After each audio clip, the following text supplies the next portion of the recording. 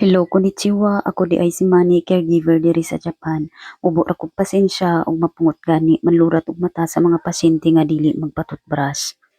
Karong adlaw moadto mi Pikas lungsod kay naa kunoy salida og fireworks. Giagda ra pud ko sa akong igsuon kay kalantawon yun kuno kaayo siya.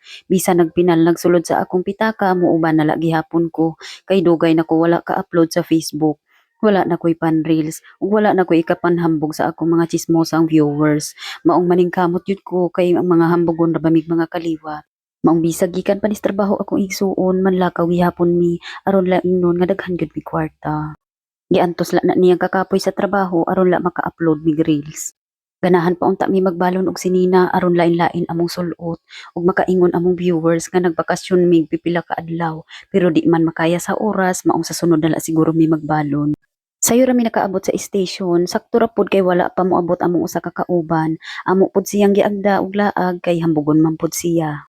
Ug samtang gahulat mis iya, amo nang gi-take ag chance nga libakon namo siya. Kay lihiro baya pud mi manlibak.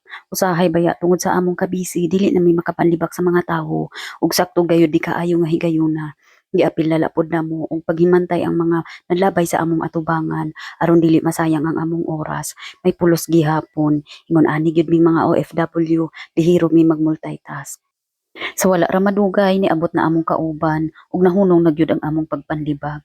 Gikan pa siya sa iyang trabaho ni diretso na la kuno siya dayon diri sa station kay nahadlok siguro ni siya nga amo siyang biyaan. Ganahan pud siya maglaag-laag diri sa Japan kay aron naa pud siya ikapanghambog sa iyang mga parinti sa Pilipinas.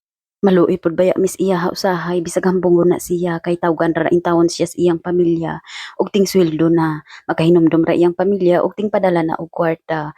Ang masakit pa gyud sa buot kanang wala man lang bisan salamat la nga text nga moabot sa iya ha. Masakit pa ni sa ilong nga nakasimhot sa lubot nga nabuot sa diaper sa pasyente. Aron mawala pud iyang sakit sa iyang buot, amo gyud siya agdahan og laag pirmi. Mawala man tuod ang sakit sa iyang buot, mawad-an pud sulod ang iyang bulsa. Balance ra.